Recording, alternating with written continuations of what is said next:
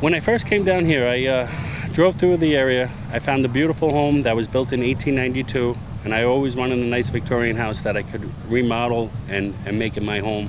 This is a beautiful place. We moved here almost 5 years ago, and we came to this beautiful city, fell in love with it.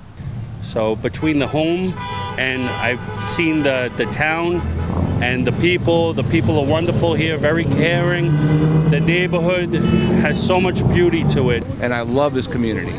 I really do. The people here, the atmosphere, the sense of community, there's just no better place to live.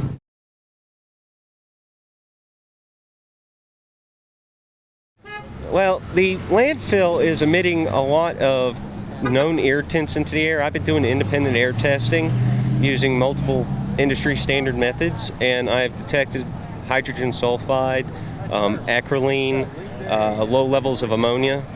Even though the EPA says that they're not within fatal amounts or even long-term health effect amounts, I do know that hydrogen sulfide and acrolein in particular, when you're chronically exposed, you get respiratory inflammation. It started to affect my family, my children, the home I'm in. 2 months ago was my first experience.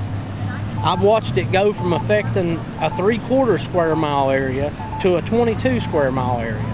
My daughter actually lives in Abingdon, up about a mile down from, it'd be about exit 23, and they're smelling it all the way up there. The night before last night was the worst I've ever smelt it in my life, and it normally doesn't bother me that bad, but it was disgusting. And I can't even go outside to play basketball. Can't even go outside to throw football with my friends. Can't do anything. Can't go check the mail, take the trash out, take my dog out.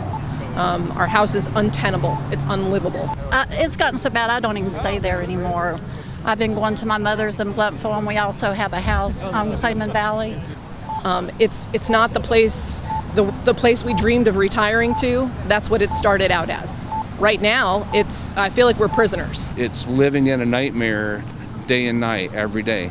We don't know. I left my house the other day and I forgot to close one window. Well, guess what?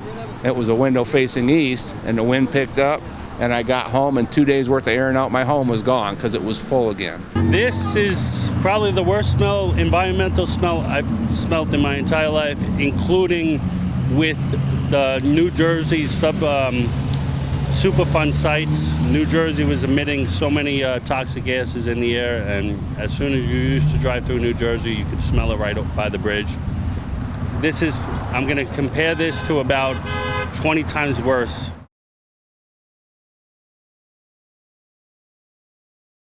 I have noticed the gases coming into my house, and you can actually feel them assaulting your body. The health effects of what's happening to us in our home are unbearable. I'm not sleeping, waking up with Headaches and vomiting and nosebleeds and brain fog and all of the things that you've seen listed 1,000 times over. I think we've experienced them all. It makes my eyes burn in my nose, and I have sinus problems. Sometimes I get a little blood out of my nose. Chokes me up, and can't sleep. I have to take a Tylenol before I can go to sleep. It's so bad. And then the next day I'm just out of it, very tired. Zaps your energy. You totally don't have energy. The chloroform, you go around with your eyelids half shut. You just don't have energy, and you're just worn out all the time. The effects from this, they creep up on you, and it happens as they build up. I think as the gases build up in your body over time, you get, for me, shortness of breath. Brain fog is terrible, and short-term memory loss. Those are the biggest ones for me. I think people are getting more sinus infections now because they're susceptible as a result of constant inflammation. There's a lot of fight and flight fatigue because people are losing significant amounts of sleep. The burning skin, eyes. So some nights when this gets in your home, that actually your lips will be chapped in the morning. You'll be burned. And you feel it on your sensitive skin, on your neck, under your arms, anywhere your skin is sensitive, it burns and it itches. When I started looking, going door to door, talking to people, I seen how severe some of these people are. Many cases of COPD, leukemia, bloodborne diseases, cancers, and you're talking from ranges of an 8-year-old boy all the way up to the elderly. The health effects that we're putting into every single day is a battle. I wake up all the time dehydrated. My eyes are burning. My son and children have constant headaches and sinus infections, and that's what pretty much what it's doing to a lot of residents on an immediate basis.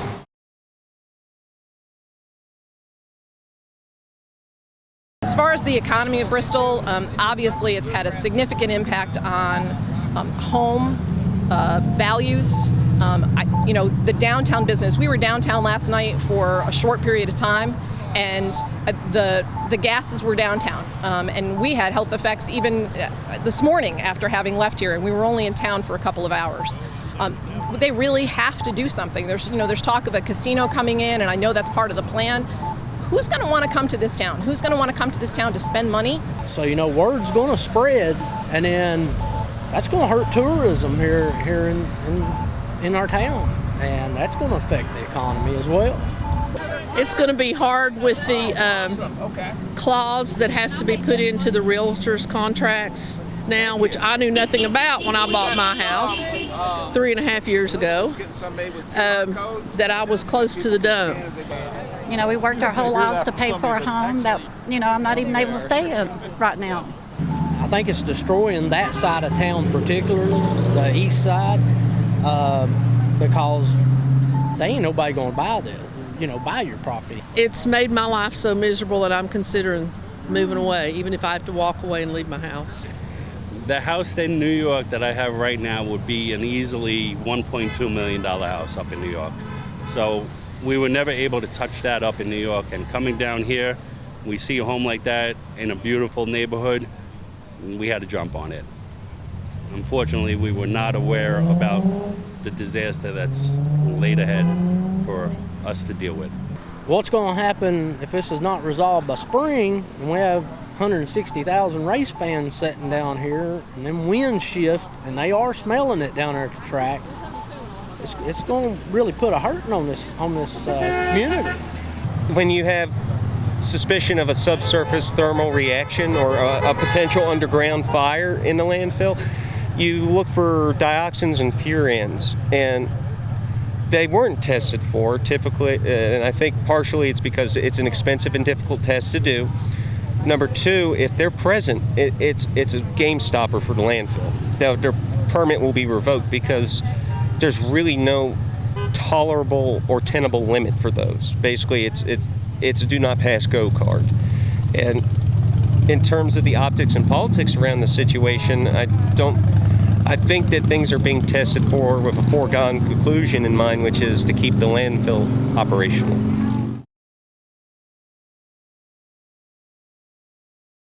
We're going to be dealing with the effects of this for years to come, so that we definitely need a plan to maintain closure after it happens. But the big thing they need to do is they need to close it. They're still accepting waste, and it's out of control. They need to step in. They need to close it. We need a cover on that so that the gases will stop escaping. I know they're putting in these gas wells, but it's a Band-Aid on a bullet wound. The new governor of Virginia needs to send the state officials down here and let them handle this, because they've had plenty enough opportunity to get this under control. They've had every opportunity, and it's just not happening. It's not getting better, it's getting worse. We need the EPA in here. We need this fixed. We need it closed, and we need a plan. We've actually contacted Governor Lee's office. I have personally several times, and what they would do is they would transfer me to the Tennessee Department of Environmental Conservation, which in turn would direct me to Bristol, Virginia Landfill's website, back to the source of the problem. I guess the lack of response from anybody, any elected official on either side of the line, with the exception of Bristol, Tennessee City Council and recently Sullivan County Commission, it's just, I can't even explain how disappointed I am in the politics of this, because this shouldn't be about politics, red or blue. This is everybody. We've nicknamed this thing the Beast, and the Beast does not discriminate. It doesn't care what you drive. It really doesn't care where you live anymore, because virtually everybody in this town is affected. All of our schools, our grocery stores. So to see that complete disregard for the health of our citizens and the residents of this community that I love is just unspeakable. I'm praying with the new governor coming in Virginia to figure out how this happened. Maybe they can investigate where did this all come from? Where did they stop funding for this whole project to get it to this situation? Let's get this resolved. Let's get this fixed before we destroy our entire town.